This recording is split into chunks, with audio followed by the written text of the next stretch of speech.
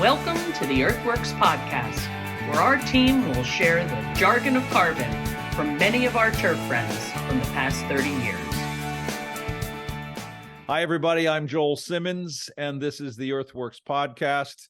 In his car at Turner Hill Country Club in Massachusetts, I think it's Massachusetts, is an old friend, Jason VanBuskirk, who many of you probably know from the industry. Jason has been working with GreenSight for a number of years. And Jason, I want to say thank you for sitting there in your car, for those of you who are looking at us on YouTube. And I know you're a busy man, and I wanted to get you on. We had 2 years almost to the date. We had Kevin Haushaw on, who also works for GreenSight, and Kevin talked about the work you did on drones. Today, I want to talk a little bit about your background, but I really want to kind of focus in on some of the work that you guys are now doing with the autonomous mowers, the robots, and how that's going and how you incorporate that all. But you and I met, I don't even know, we were just talking about this, and I'm not sure how long ago we met, but you work for one of my dear friends, Eric Koskinen, who is now currently a sales manager at Precision Turf and dealing with all the good wedding agents that he deals with. Eric and I go way back. In fact, I tell the story, and he's heard this many times. He tells the story better than I do, but when we first introduced Protein Plus, I think it was at Stow, he called me up and said, "Hey, is it okay if I do like 32 ounces?" And I gulped, and he actually said to me, he goes, I don't think I've ever heard Joel Simmons speechless. But he scared the bejesus out of me. You were probably there at the time, but yes, sir. But he was doing a little experimentation, and it turned out fairly well. So, and it's been a very big product for us. Tell me a little bit about your background. You and I just went through it a little bit, but Eric got you in when you were a puppy. You were just 3 years old or something, just out of diapers, or something ridiculous. He got you working his tail off by the time you could start to spell, right? I was, yeah, just about. I couldn't drive, actually. I was 15 years old. Oh, I see. See, it's a good story. I wanted to get a job so I could buy a car when I turned 16, and Dad said, "Great, I'll get you a job over at Wayland Country Club." And I walked in there. It was like it was still springtime, and I just had my sights set on working someplace for the summer. And Eric said, "Great, you can't drive, so what the heck am I going to have you do?" And he said, "You don't have a license, you can't drive a cart." And this was the first day on the job after high school had got out for the summer. And he says, "Here's a broom and here's a rake, and you're going to go sweep cart paths and rake bunkers." And you spent the summer doing that? I said, "This is going to be awful." and I don't have a cart, and I'm just going to take the broom up to the clubhouse, and I'm going to sweep the cart path around the clubhouse, and then I'm going to start on the first hole, and I'm going to rake bunkers.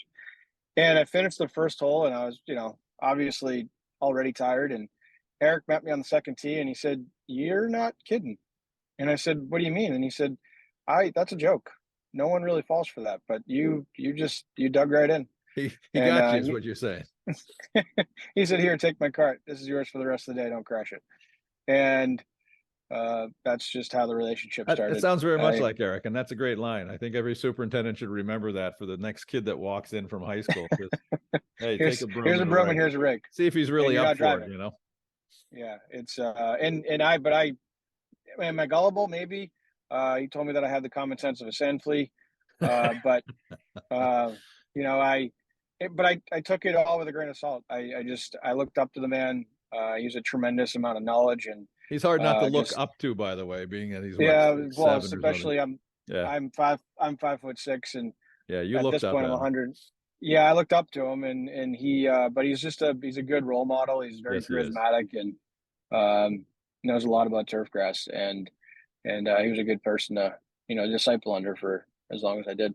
So you started at Wayland. You followed him to Stow. Followed him to Stow. Then he kicked your ass out of there, I understand. He kicked me out before my 21st birthday. He said, "You can't stay here forever." And I was studying turfgrass management at URI from 2002 to 2006. And in the summer of 2004, he said, you got to go. And I don't know where you're going to go. I'm happy to help you if you'd like, but you can't stay here. Did he help you? And so he did not help me. I had some friends at URI that said, come down here to this area for a while. get into this network in the Met. And back then I didn't really know what any of it really meant. And it didn't really matter to me. Just a golf course was a golf course. Just a job, yeah. And the Stanwich Club, you know, everyone was like, oh, it's a top 100 and it's got this and that. And, Beautiful. you know, and, but again, I was young and naive and didn't really, I just, okay, I'm just going to go work and learn as much as I could. But I went from spraying at Stow when I was 19 or 20 years old because I was trusted, to then going over to the Stanwich Club and barely even being trusted to hand mow greens. And, yeah. And it was just like, okay, I got to reset. I have to build myself back up under yourself, this new person. And I did. And we formed a great relationship. Scott and I still talk whenever I'm in the area. But it's a career track that I wouldn't have any other way. I was at Stanwich. I left Stanwich. I graduated. I went to Oakley Country Club in Watertown. Worked there for 2 seasons under Jim Biondo, and I left Oakley in December of 2006 and went back over to Stow Acres. Eric was asking me back to run the South course. So he figured you had enough experience now that you got all learned up and he could use you again. Right. He could use me because I had a little bit more management experience. I studied under some other people. Smart move. And okay, yeah, just get out of here. I don't want to train you in that regime. I'm going to train you on how to do this, that, and that. But I'm going to have other people, you know, and it was important for me to learn other people too. Yeah. Exactly. Learn other styles and understand that game. And then Eric came to me after about 7 months of me being at Stow, and it was a November time frame. And he said, I'm actually leaving at the end of this year. And I said, well, where are you going? And he said, well, I can't tell you yet, but you're not ready. You're not ready to be the superintendent here. You're too young. You're going to be great someday, but not yet. You were 23 at the time. 23 years old. And I actually kind of took offense to it because I'm always up for a challenge. Yeah. I'm always up for a challenge. And I said, well, I think I'm going to go for the job. And so he kind of snickered and he said, you know, you can do whatever you want. I'm no longer connected to here after December. So I was up in the pro shop talking with the general manager, and he said, what's your plans for snow removal, and what's your plans for this, and what's your plans for that? And it was just, we didn't have a superintendent. It was just me and the other assistant and a mechanic and a foreman. And so after we had gone over the winter plan and what our plan was for the springtime, if we didn't have a superintendent by the spring, my plan for aeration, my plan for everything that was going to go into the property, he looked at me and said, you have a resume? And I said, I sure do. And he said, well, you just passed round 1. Go get your resume and put it in Walter's mailbox. So I did. And Walter was the owner. Process. Walter Lankow was the owner, yes, sir. Yeah. And so it was a very, very tight knit group at Stow when I was there. And we got along on a lot of different levels. I learned a great deal from the entire team there. I went into it very transparent. I said, I know turf grass. I don't know people, but if you're willing to help me there and we can grow together, then we're going to have a great relationship. And we hosted a lot of great events at Stow, both public function and, you know, Massachusetts golf championships and state 4-ball and New England PGA and junior PGA. And it was a lot of fun. I had a tremendous team. I turned over 11 total people. Really? I didn't know that. High school to Anybody college we know real well? You probably know Harris Schneer. I know Harris very well. Yes. Harris. I hired Harris to be my assistant at Stow before he graduated UMass. Yeah. And hadn't he worked there before? Didn't he work for Eric a little bit? He did work for Eric. Yeah, and he too was like 15 or 13 or something, right? He was very young. Yeah. But he was an absolute stud. Yeah. Mike very McCormick. I'm sure you're familiar with Mike McCormick. Yep. Who's now at Oakmont. Yep. Michael actually worked for me as my first intern. And Michael, funny story about Michael and the fact that he's at Oakmont now, but Michael would willingly dig any hole on the property if we had irrigation troubles or we had things that we had to troubleshoot. And it was part of Eric's code where assistants would take a week-long vacation in the summertime. That's just what he did.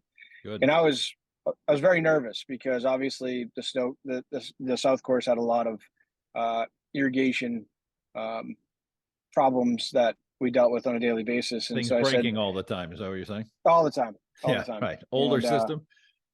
older system. It was, just 1960 and never Oh boy. really Didn't realize that old. upgraded much with Babbitt pipe Yeah. and Michael dug into the hole right in front of the 10th tee and fixed it by the time I got back. And it was hanging over my head. It wasn't a break. It was a leak, and Michael fixed it. And This was why you were on vacation? correct. Oh, wow. Yeah. That must have been a bit nerve-wracking. Michael was, he was 16. Yeah. So, Oh, boy. he was, he's special. Kevin Bracken, who now works with Tom Irwin. Yep. No, Kevin. Kevin. That's Harris. Yeah, Kevin was on my team as an assistant as well. Nick Bazikowski, who now works, I think, at the Century Club, maybe. Kind of lost touch with Nick, but so I mean, needless to say, I have a bunch of people that went from, hey, I'm just going to work on a golf course. Hey, I kind of like it. Hey, I want to study this in college, and then they move into the regime of assistant, and then the assistant level. Hey, I'm going to move on and up. Chris Hurley was my assistant. He's now the soccer field manager over at Gillette Stadium. Yep. I kicked him out. I told him he couldn't work at Stow anymore, so he went and worked at TPC Boston for Tom, and then Tom kicked him out. He said, "You can't stay here anymore. You gotta move on." It's just it's so much fun because the industry as a whole is so tight knit, but yet so large, and there's a lot of movement, and if you open yourself up to the opportunity of trying to stay connected to as many people as you can, you run into building some really, really great relationships. Yeah. And that go way outside of turf grass or way outside of the golf course itself. So let me ask you this. You said when you took the original superintendent's job that you weren't a good people person. How did you learn to become, because I would consider you a very good manager and very good people person. I mean, like, look at the list you just went through of people that you've kind of trained. I mean, was that all just learned by hit or miss? I mean, and I'm saying this because I think a lot of people in our industry are probably in a very similar position where, the turf stuff becomes easy, but the business part of it and the management becomes difficult. How did you work your way through that? Well, so I guess going back, my original statement was I didn't really know how to manage people. I would say that I'm a good people person.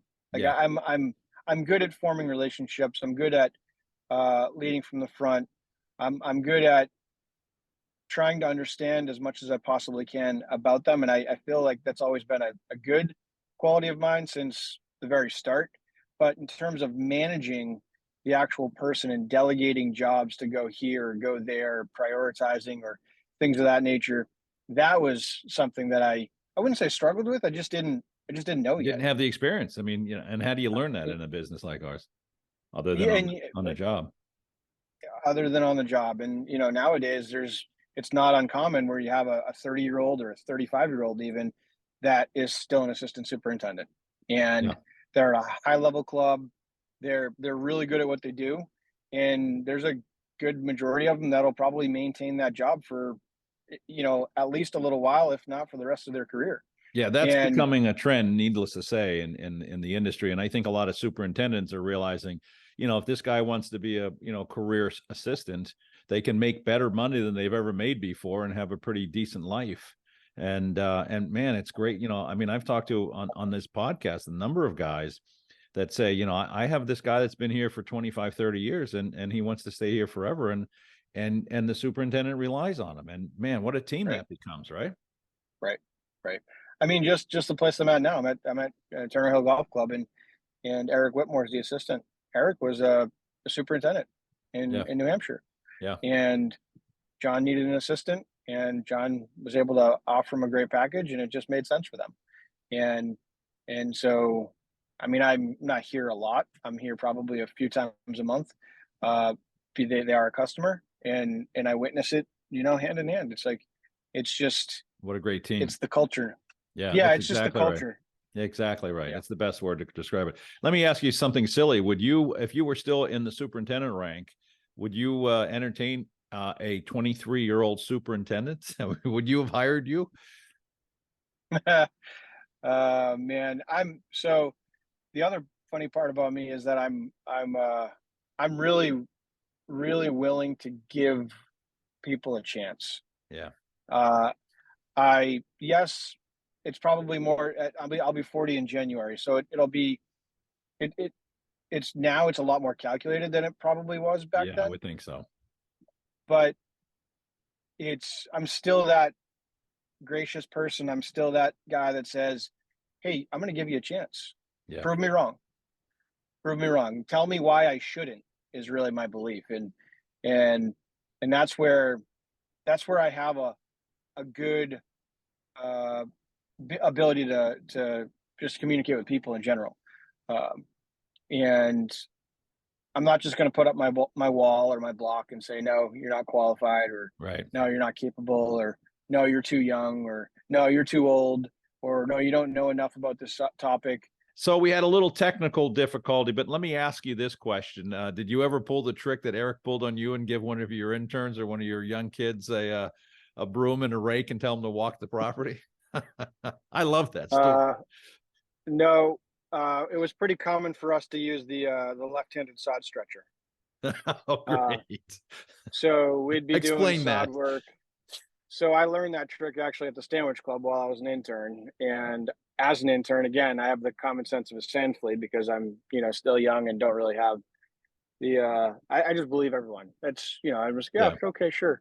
Right. Go get the left-handed sod stretcher. So I run into the shop to get the left-handed sod stretcher, and the mechanic says, "Oh, the left-handed sod stretcher. We only have the right-handed sod stretcher." So then you go back out to the job site. And you're like, "Hey, we only have the right-handed sod stretcher." And then the mechanic's like, "Are you kidding me? I told the mechanic to order us the left-handed sod stretcher. Get back in there and tell him that if we don't have the left-handed sod stretcher by the end of the day, then he's fired." Like, I'm not telling him he's fired.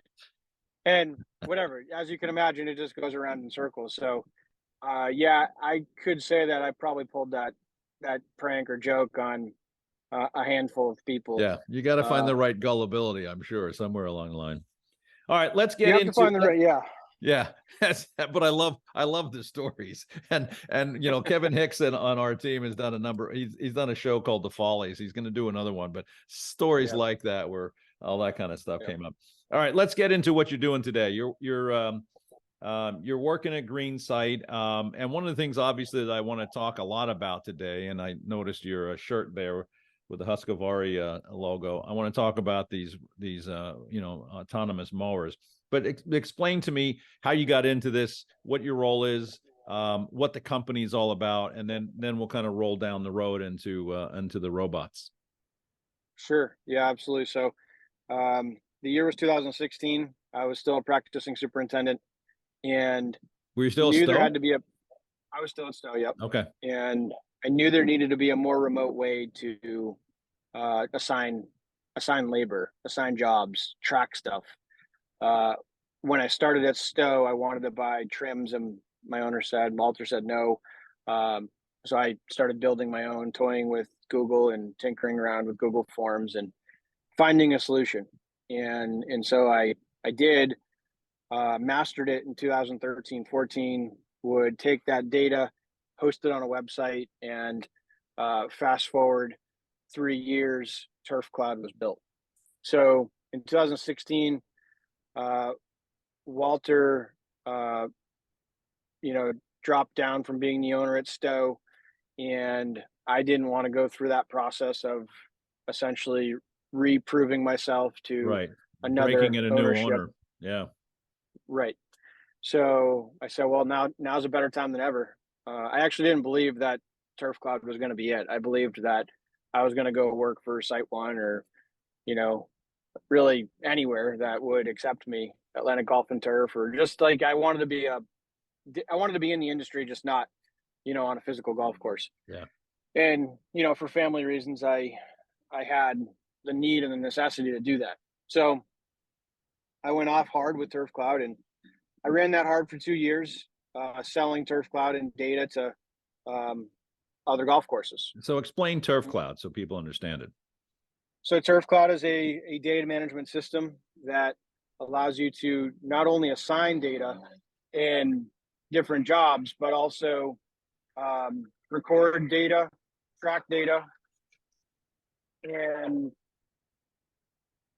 also at the end of the day, the week, the month, of the year, you can understand what your investment strategy is on that labor. TurfCloud now also harnesses chemical management. It harnesses all of our robotics that we offer as a company at GreenSight. And it harnesses our drone data. It harnesses our mower paths and activity map and how much they've covered.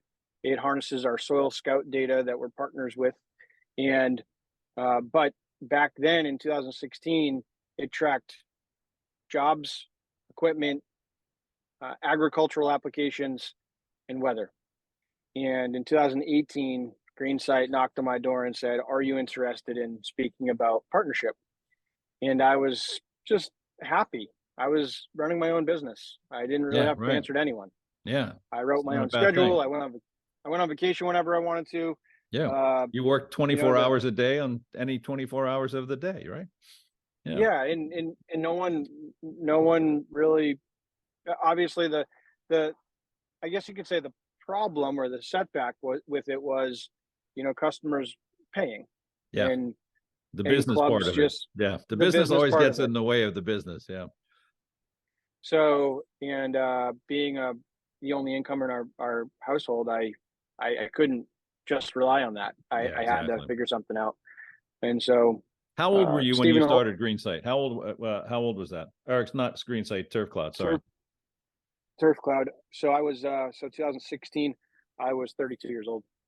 How did you, was it a natural affinity for being able to, do this technology, the computers? And it sounds like a lot of work setting this thing up. And you mentioned trims. I assume it's very similar in nature to something like that. But was this something you were always just good at? Picking up the computer and diving into something like this? Yeah, I had an affinity for computers and tech. Yeah. But just like I was saying to you earlier before this recording started, as superintendents, if you have a will, there's probably a way for it. Yeah. And you'll figure it out. And I'm a problem solver. So it was like, well, here's my problem. Now let's try and solve it. So I had certainly the assistance of my, at the time, mechanic, who also was a very close friend of mine. And it was, he had a computer science. He was a minor in computer science and knew how to code. So Justin Parker helped me write the first code for what so you're diving into it that big that you're writing code. We were writing code. And yeah, good. That's not something most people know. No, and I visited with a friend of mine from college. Didn't even realize that he was at the club that I was going to, Stephen Olson. And Stephen and I, like I said, were friends in college 20 years ago. And I said, "Here, Stephen, check this out." Well, first off, I didn't know who was there. I was just stopping by the golf course at the country club in New Bedford and said, "Here, wouldn't this be cool if we could do this, show it off essentially?" And so Stephen said, "I'm doing this really cool thing with Excel." And I said, "Well, yeah, that's nice and all, but you can't really get your hands on the data while you're on the golf course. You can't get your hands on the data when you're at home." Or, there was just, he was doing a lot of great stuff. And so Stephen and I, mostly Stephen, wrote Google Script, and that's how it all started. And for the first year and a half, Stephen worked for free. And Stephen wrote Google Script and code for TurfCloud. And I offered him partnership halfway through 2017.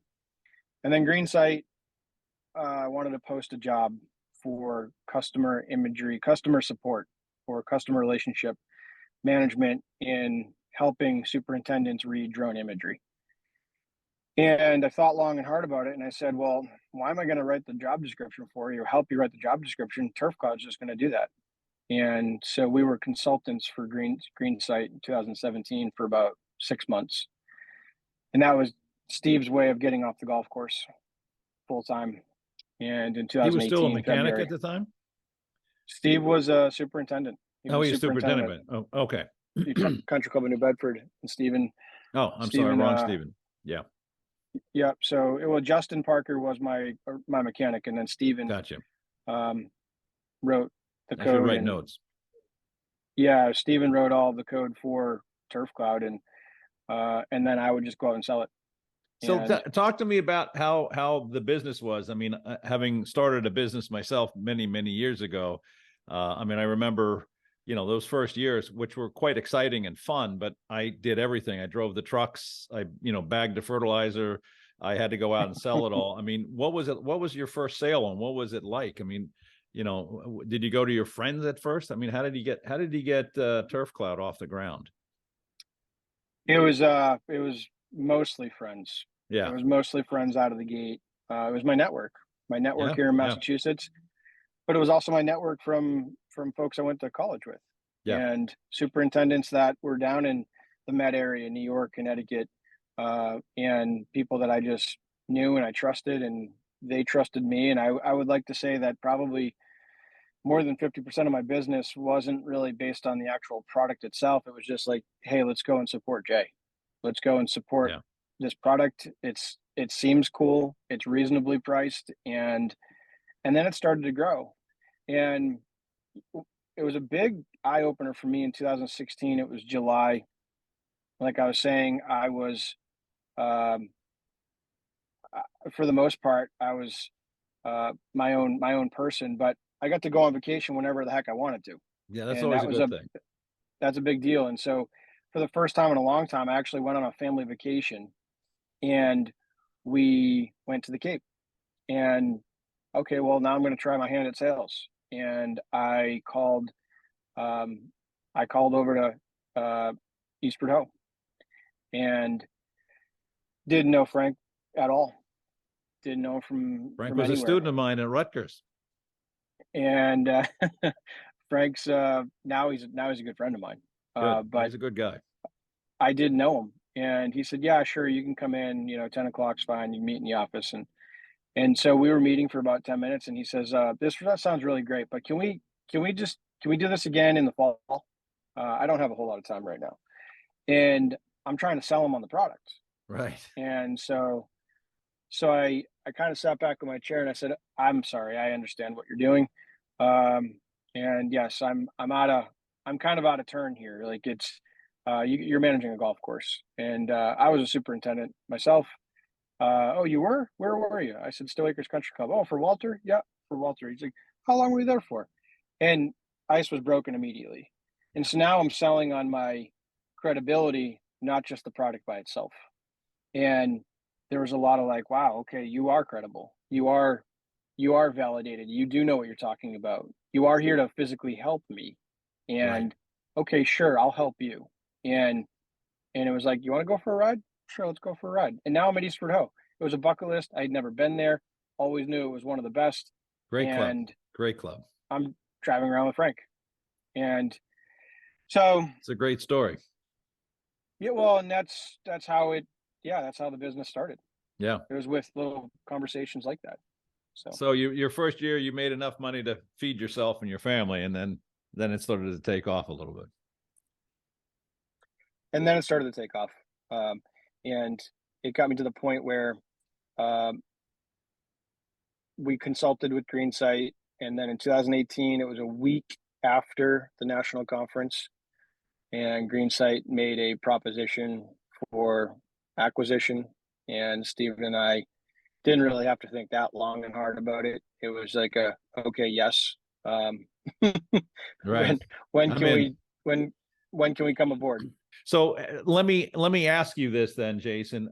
Explain to us, what was GreenSight when you guys partnered with them? And then let's go down that road, since you guys are now partners. But what was GreenSight at the time and you came on 2016?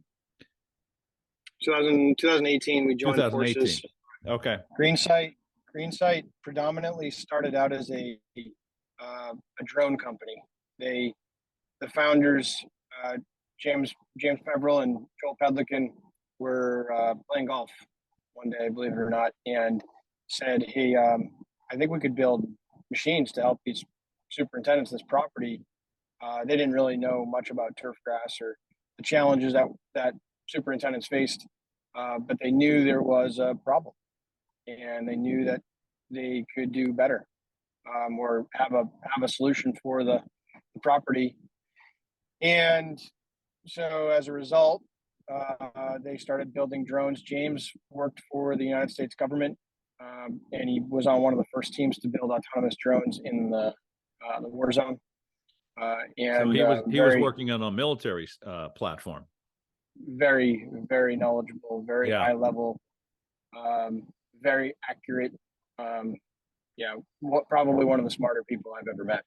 So two guys on a golf course that had background in drones in the military platform said, "Hey, this would be a great business model to come out and build a drone system that helps superintendents." What was the initial thought? I mean, they're helping them find hot spots, helping them, find dry spots. I mean, what was their thought anyway? What was the initial work that you guys did? Water management was probably their first one. That was their big one.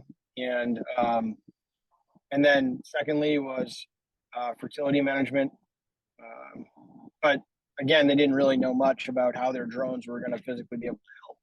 So they, I believe it was early on in 2016 or 17, Dr. John Kaminsky joined the board as a chief.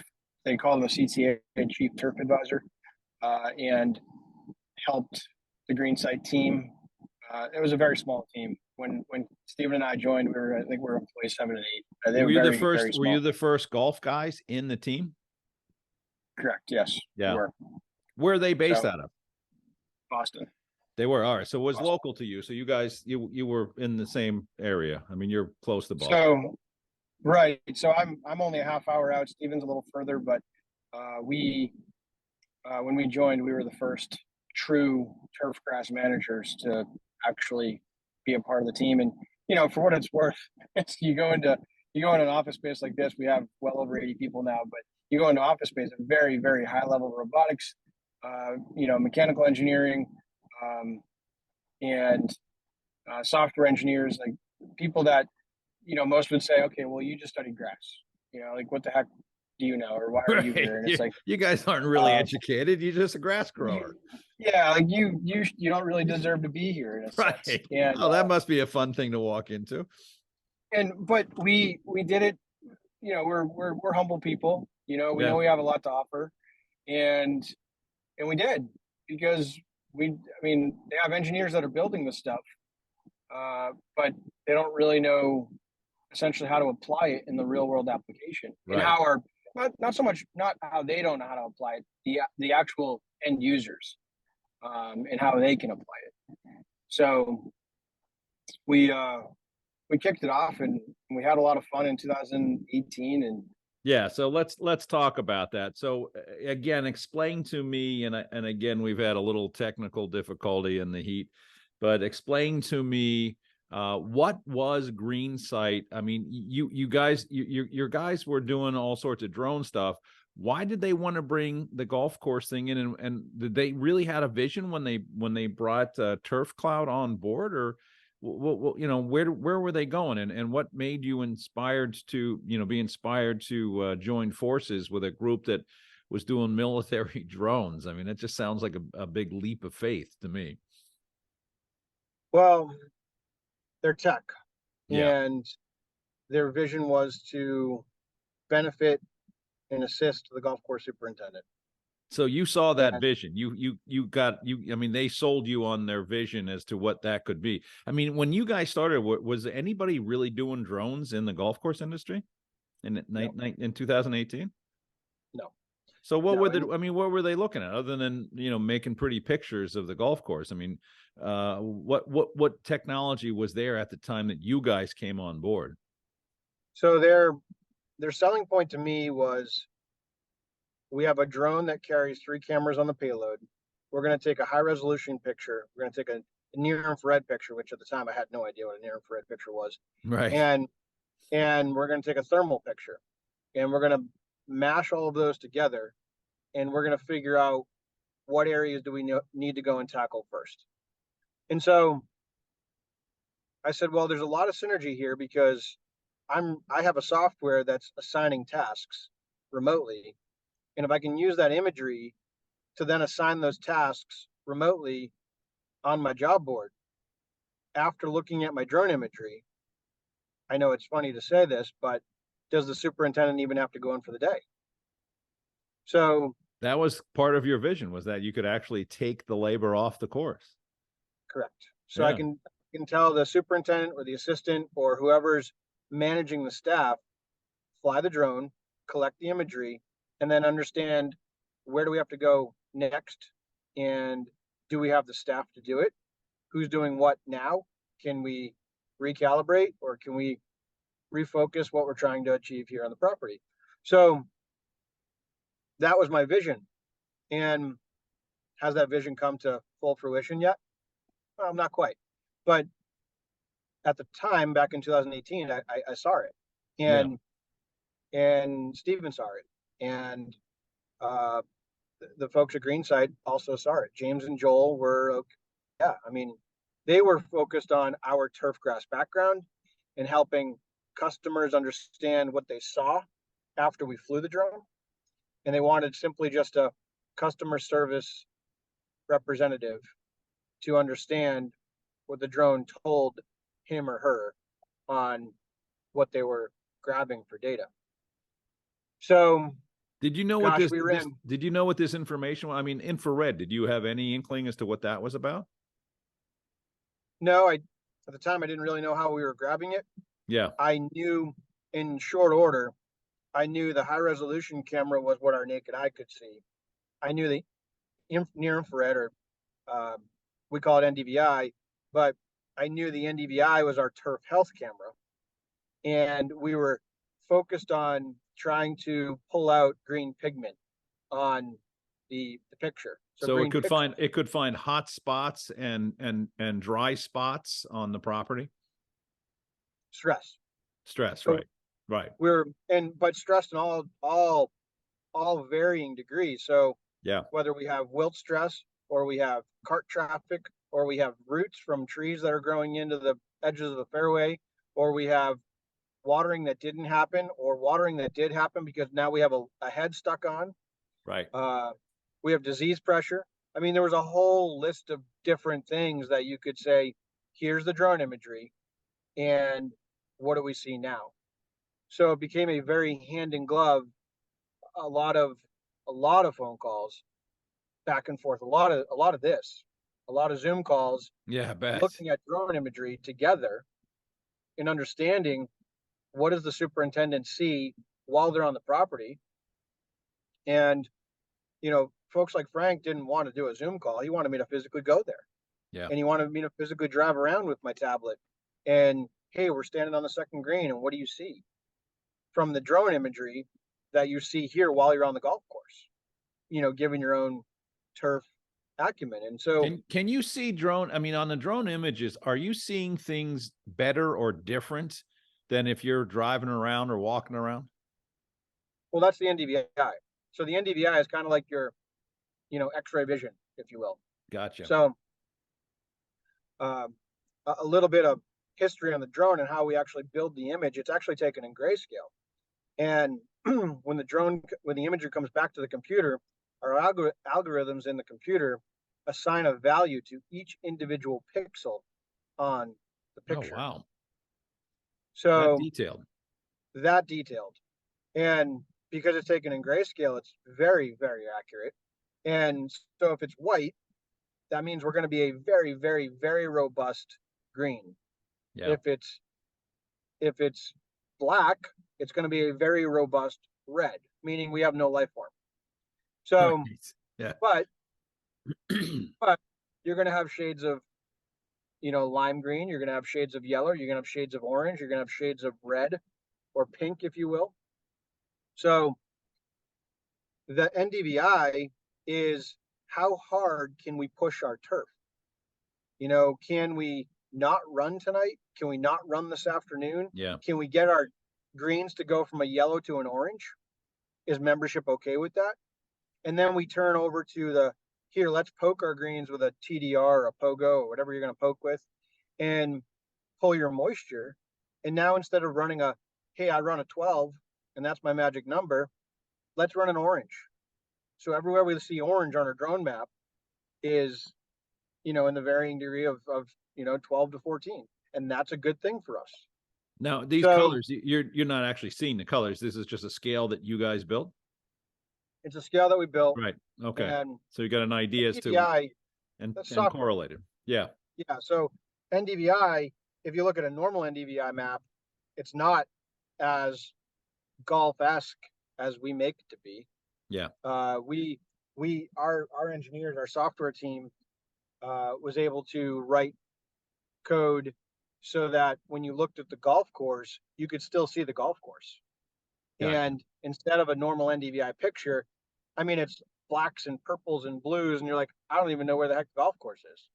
Yeah. So yeah, I've seen some of the, Kevin showed us some of those pictures when we interviewed him a couple of years ago. Yeah. Interesting. So, and this all tied into TurfCloud. So you were able to take all that data and tie it into all the software that you guys had written and had already been working on the property. So if I had signed up for TurfCloud years earlier, now I can transition into the drone work and all that kind of ties in, and it gives me a roadmap as to where I am. So a lot early on in 2018 and 19, a lot of it was just a peek through. So it was like, here, you're on TurfCloud, here's your drone imagery for the day. And it was how they delivered it. Correct. Gotcha. It was just a delivery system. Gotcha. Now we're at the level of being able to, okay, well, TurfCloud is it. TurfCloud is GreenSight's golf product. Yeah. And TurfCloud isn't just a standalone company that's running around with a digital job board. TurfCloud is a data harnessing software for superintendents at whatever level you really want to be at. The job board, by the way, is 100% free. So if the superintendent wanted to get the job board for free, then he or she can go to our website and sign up for an account and start using the job board, immediately. Yeah. And that's a marketing, ploy for us, so that the more users we get into the ecosystem, the more opportunity our sales team has to then turn around and say, hey, I see you're using TurfCloud. Are you happy? Yeah, cool.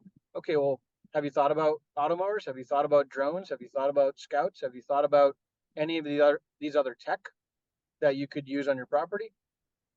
And so that's where the relationship comes into play. So, we'll fast forward. So 2019, 2020 timeframe, we're selling drones. We're moving at a pretty good clip. We're not just operating in the United States. We're operating in Canada and Norway and Finland and Japan and we're operational in, I guess globally at this point. And so Soil Scout, Husqvarna invested in Soil Scout.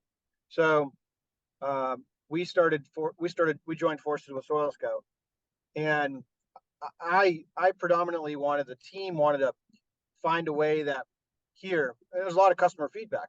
We're flying the drone, but we can only see what's happening from the sky. Right. Gotcha. And so you wanted something in the ground. We wanted to correlate. Yeah. So if I'm flying and it's showing me a orange on my green and I have a sensor in the ground that's telling me X, is that correct or not, or whatever it ends up being? So we did a lot of work and trying to figure out what was the best sensor to align ourselves with. And so that's where Soil Scout came into play. And so now we're running Soil Scout and GreenSight's drone imagery, and TurfCloud they're all part of the party, but they're not really that intertwined. They're not really that overlaid. So the Soil Scout system, you can overlay the sensors and the drone imagery, and the drone imagery is also then coming through and into the TurfCloud dashboard, and which made it, from a sales standpoint, as you know, you only have a limited amount of time with the Right, end exactly. user. So it's like, well, do you want to talk about job boards? Do you want to talk about drones? Do you want to talk about scouts? What do you want to talk about? It's like, so it really makes that conversation that much more intentional to understand, what does this person need from me? Yeah. And how do I, do you guys own Turf's Soil Scout? we don't own Soil Scout now. So that's just the partnership that you're working with. Correct. Gotcha. So, I mean, the reason I wanted to really chat with you today was to talk about the mowers, the robots. How does that all, let's talk about that, because I really think that, clearly it's an up and coming, but most importantly, how does that tie into what you guys are doing? I mean, it's, you guys are doing something a little bit different than just running a robot on the property, right? Well, and that's where that was the final stage to me. I was lining the pieces up so that, okay, we have Soil Scout, and then Husqvarna invested in Soil Scout, and so then Husqvarna says, you guys are invested in, you're partnered with Soil Scout. What are you guys doing? And wow, you have a dashboard. And hey, that would be cool if we have our mowers as a part of your dashboard. We really like what you're doing in the turf space, and do you guys want to work together? And this was probably 2 years ago at this point. So this was Husqvarna Europe, and they're like, yeah, sure, let's try it out. Husqvarna US hadn't really made the penetration into the golf market, and Europe is ahead of us on the robotic mowers. Yes, they are. Okay. Yes.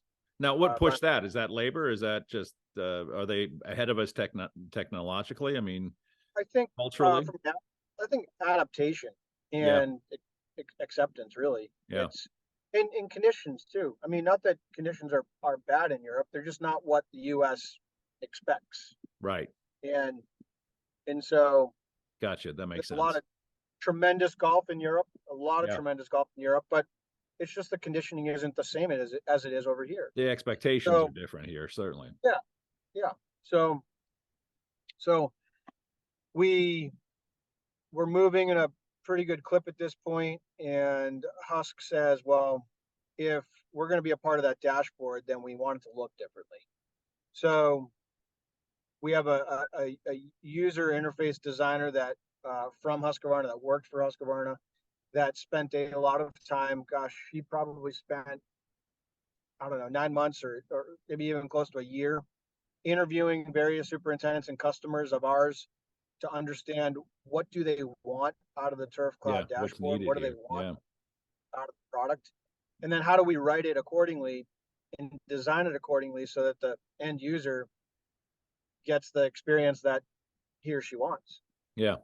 And so that started the talks with Husqvarna US, and well, then, if we're going to do this, then this is a real thing. You guys are now a key distributor, and now we're selling robots. So we've been selling robots now for about a year.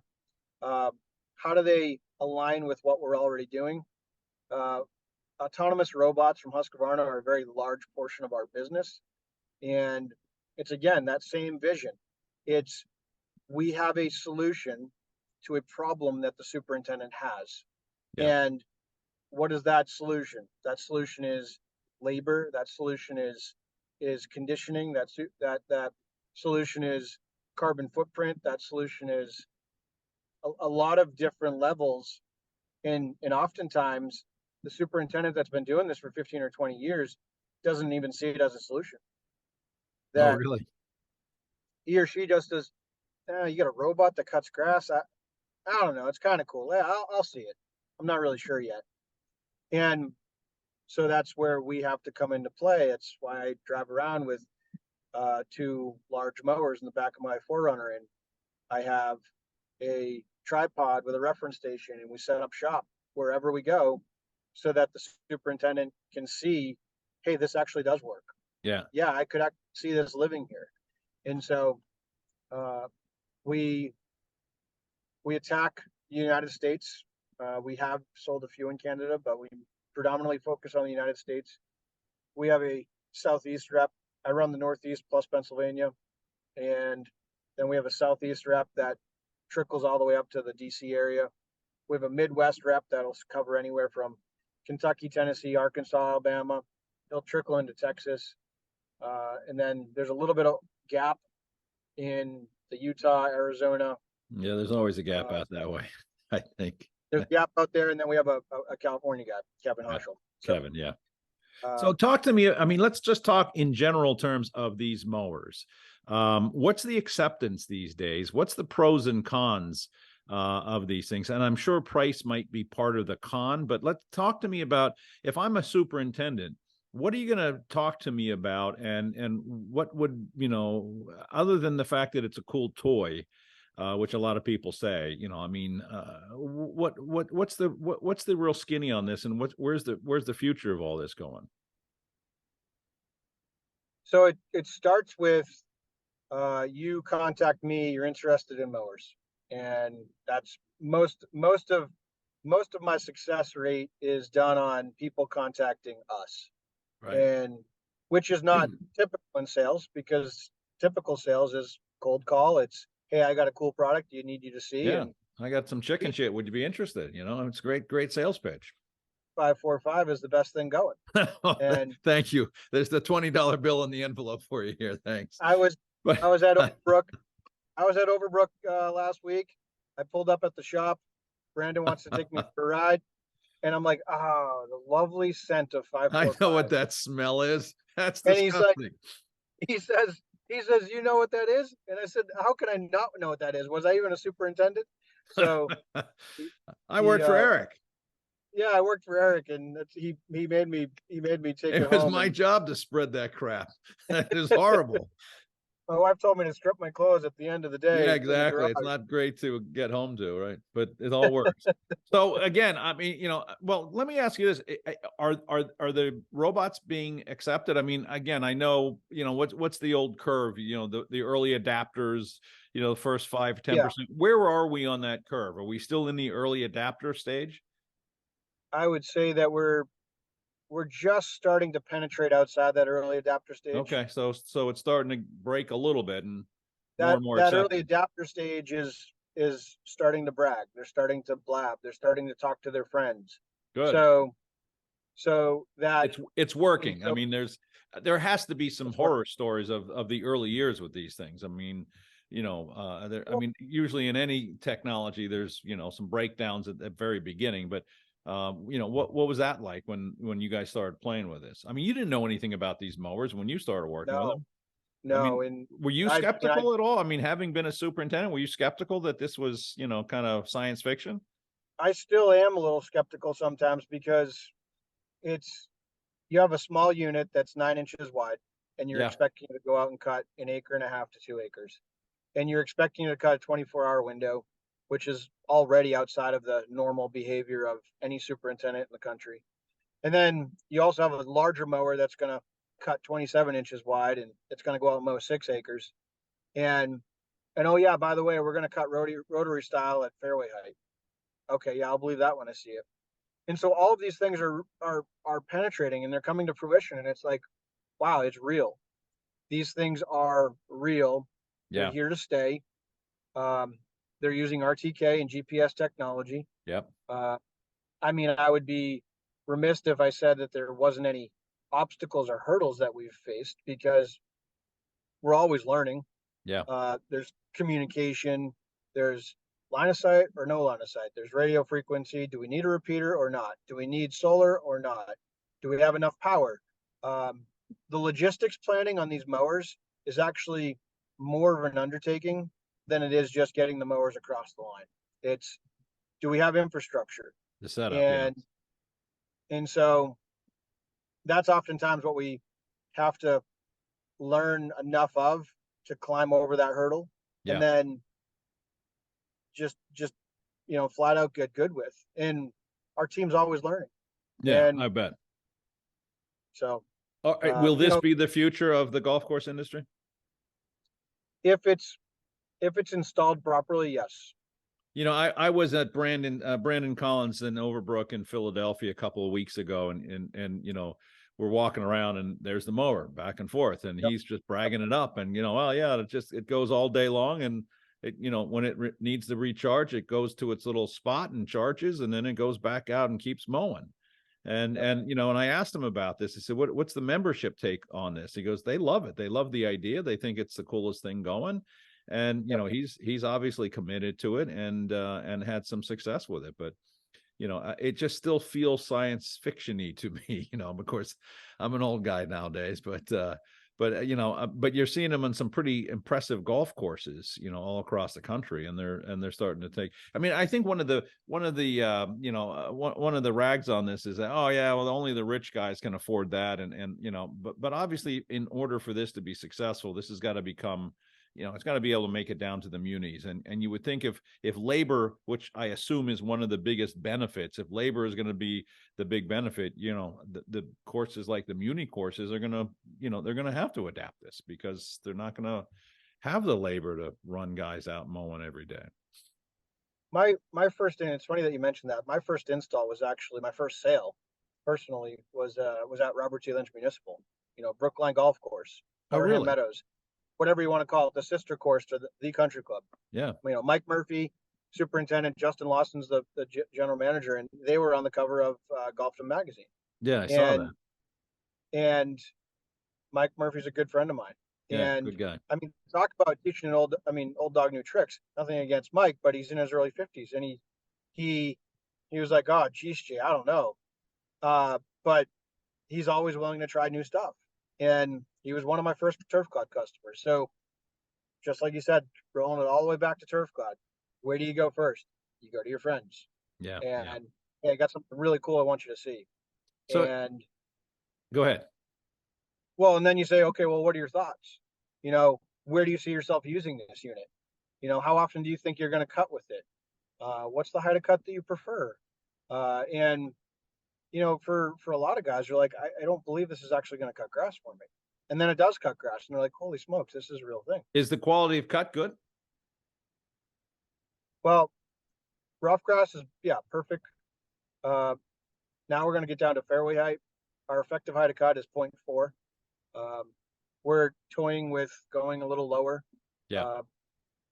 So we're cutting on a pretty regular basis, holes 17 and 18 at the Country Club of Rochester.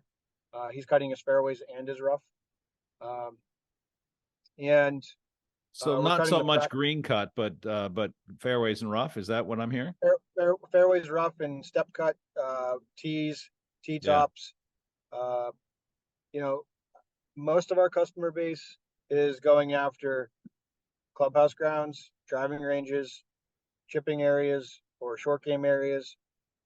We do have a handful of customers that have dove straight in and said, you know what, labor is a real issue for us. Yeah. And we're just going to go ahead and we're going to employ these robots on our property full time. And our expectation is they're going to mow all of our fairways and all of our rough continuously. So that tends to be where it really is falling. I mean, I think that's what Brendan's doing over at Overbrook. Let me ask you this, and I think this is obviously probably the biggest question. Is there, in fact, today an ROI on this, a return on investment? Is it paying for itself? So you're seeing about $8 an acre in savings if you're going to use a regular mower versus a robot. So. And where's that money coming? What is that? Labor? Is that gas? I mean, it's everything. So when we strung it out into a pretty massive workbook spreadsheet, we study labor, we study maintenance, we study fuel costs, we study. I can imagine, yeah. All of the things that you go and put into a physical rough unit or a physical fairway unit, and then you match it up side by side for electricity used. It's like $30 a year in electricity on a robot, which is laughable to say the least. Right. Yes, you're going to have some maintenance costs. You're going to have to change the blades. You're going to have to do certain things, but it's marginal compared to what it is with a regular unit. Right. Interesting. So what say that number again? $8 an acre every time you mow, every year, every month? What's it? $8 an acre every time you mow. Every time you mow, you're saving $8 an acre. How fast does it take to recoup the investment? About a year and a half. So in a year and a half, you're basically saving $8 an acre all the time. I mean, that's a Yeah, so you're gonna, huge number, isn't it? it's huge. You're gonna, I mean, obviously the bigger package you purchase, the more you're gonna see on the, the faster you're gonna see it back. Yeah.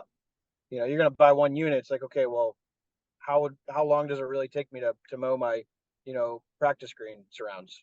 It's like, it doesn't really take me that long. But then you look at the atmosphere, you look at the conditions, you look at the environment, you look at all of the things that are being considered around that practice green. Mike Murphy's a great example at Robert T. Lynch, because they're mowing around 918 on the practice green up behind the back patio at the clubhouse. So you never have a rough unit in that area, and you have two robots that are running around mowing rough grass, and it just increases the atmosphere at the clubhouse grounds because things are always maintained. And those are like some of the leading curves. It's like, well, this area is really difficult for us to get to first because we're on the golf course. But then when we do get to it, we have a lot of people here. So there's a lot of noise. Right. And, one of my favorite sayings is like, obviously I interface with people now all the time, and it's like, you're at the club. So what do you think about the robots? Oh, it's just so great.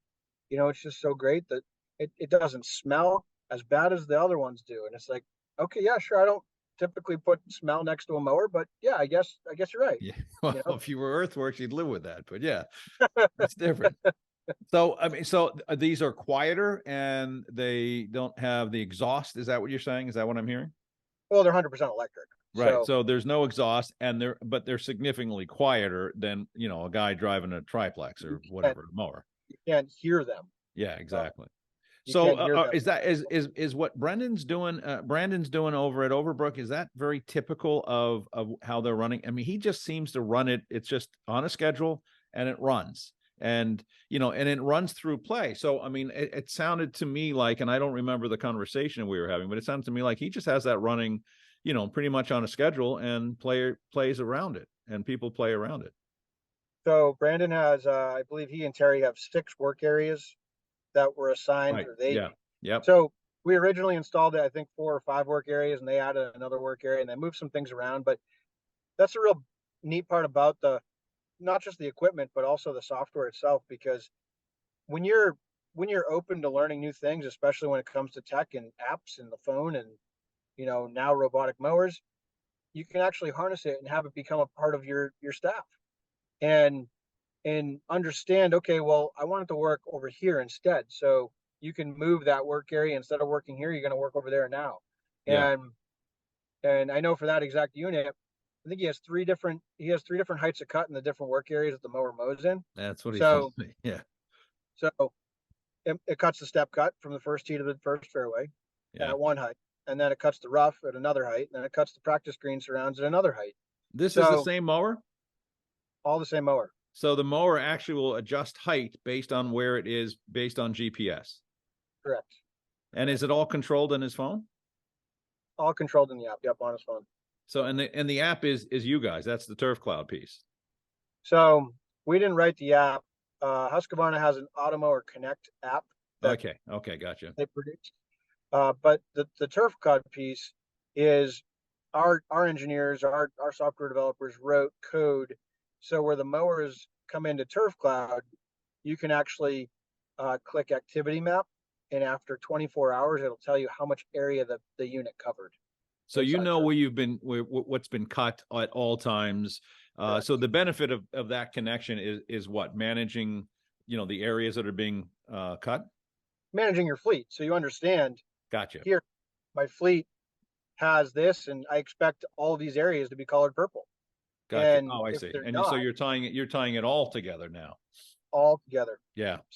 So what's the future of, I mean, I can only assume you're going to tell me that, this is a growing, booming thing. I mean, in 5 years from now, are we going to see significantly more robotic mowers on the golf course? I think in 5 years from now, you're going to see thousands of robots living on golf courses. And when do we get rid of conventional mowing? I don't think you'll ever get rid of conventional mowing. I think that the robots serve a great purpose in being supplements to what's already being done.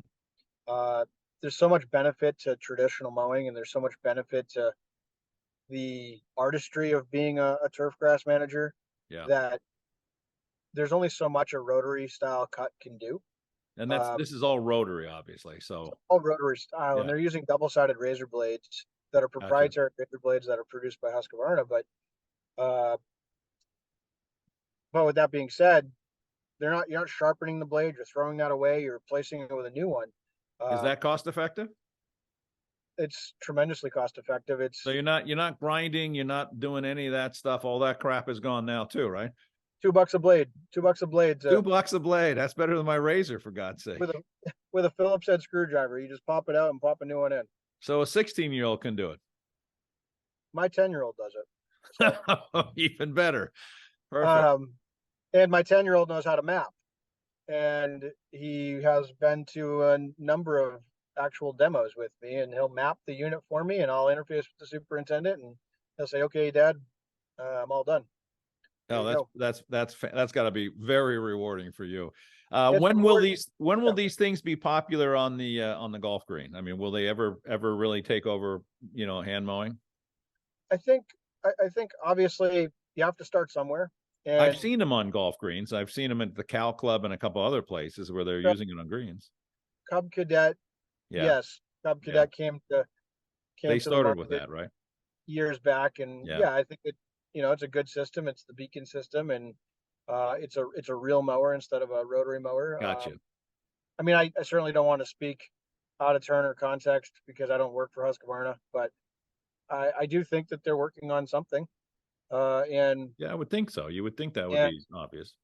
They knew the first spot to penetrate was rough grass, so they designed all of their units to specifically go out and cut rough, because they knew that that was a huge labor time sink for a lot of properties. Yeah. And then with the quality being as good as it has been, a lot of superintendents go back and say, "Hey, can we also cut fairways? Yeah. And how low can we go?" And can these things cut in wet conditions? They can cut in wet conditions. I think it was really great. Hillcrest, Lori Beth, assistant superintendent at Hillcrest. Lori Beth's been on the podcast twice now. She posted. That's brilliant. She's a great person. She is. Great customer of ours. And they at Hillcrest posted shortly after the hurricane or tropical storm Hillary hit over there. Yeah, I saw that. It out and said, "Hey, you know what? Conditions are a little wet out here, but these mowers never stopped." And so they were never, so even, during the peak of it, they were still going. They just kept going. That's amazing. See, that definitely is huge. Well, it is. You're never going to fall behind. People are like, "Oh yeah, well, we're going to fall behind with the rough and this and that." The units just keep cutting grass. Yeah. Yeah. Wow. So it looks like the future is bright for the robots. I assume they're also moving out into other applications, sports turf, other turf related environments. I know homeowners are starting to buy them, right? I mean, they're starting to become popular on a homeowner level, or is that too hard? I go to golf courses all the time, and when I go to a higher level club, and Superintendent X or Y will, "Hey, member, my greens committee chairman, or Mrs. Smith wants to know of how she can get one on her property," or it's like, I'm giving my business cards out pretty frequently. We've installed on 3 different residential properties now. Oh, you were actually working on residential. I didn't realize that. I thought I knew that they were out there, but I didn't know it was you guys. Good. We don't advertise as like, "Here, we want this to be a part of our business or our portfolio," but I mean, a mower's a mower. And mower's a mower, and exactly. And there's a lot of business to be had in the homeowner market. In fact, Earthworks, a cheap plug, just started Earthworks for Home, so we can buy certain Earthworks products via the internet. So it's kind of fun. Jason, I hate to say this, but we're going to run out of time here, and I gotta move forward. But tell us where we can find you. I mean, how does someone get a hold of Jason if they want to? So cell phone's the best number to get a hold of me. 774-244-2630. What's the website? Our professional website is greensightag.com. Okay. I kind of messed it up because it's GreenSight, SIGHT, and I forgot the ag, but I found you eventually, and it's a nice website, and it certainly talks about a lot of stuff, and you've got a bunch of your testimonials on there. So certainly if anybody wants to find you, it should be a fairly easy thing to do. And I didn't realize you had such a strong sales network. So if somebody's really looking at this. Twitter's a great spot to get a hold of us as well. So. Oh, good. Okay. That's perfect. Hey, I want to thank you for coming on board. Maybe we'll do this again one day when technology doesn't trip us up, but it's a great story. I think that, what you guys are doing is fascinating. I mean, and tying it into everything else. And, you and I could spend probably a half a day just talking on the drone side, like we did with Kevin a couple of years ago. But I'm fascinated by the whole movement of the robots, and needless to say, I want to wish you the best of luck and all that. And I know I'll see you at somewhere along the road here in one of the dog and pony shows. But I think it's fascinating, and I want to thank you for the effort of getting on here today. It's been good. Well, I thank you for your patience with me today. Obviously, technology is great, but sometimes it has its See, even with the robots, it could be ugly some days, right? Even with the robots or computers or iPads or cell phones deciding to die on me. But I've always thought the world of you, Joel. And, Appreciate since I was a kid, I've always known you to be a great place in the industry for us in turf grass, and you're amazing product. Obviously it's a plug, sure. But I can testify that there's really nothing else like it. So what you're saying is Eric stuck you with the spreader and made you spread the stinky stuff. So you made have to use it. He made me spread it, and then I was like, well, of course he's using it because it's the only thing you can use after aeration. Right. Exactly. Yeah. See, like I said, it's usually where they stick the rookies on that spreader, and a lot of folks have had it. But thank you again very much. And folks, that is the Earthworks podcast. If you are trying to recover, there's a whole bunch of good Earthworks replenished products that'll help you get past what was a pretty tough summer. And I think a lot of folks have started to see that. So September is always a good time to get some carbon-based fertility out there and get some recovery. Jason, thank you so much. We'll be back here again next week for another Earthworks podcast, and we'll see you then. Thank you so much.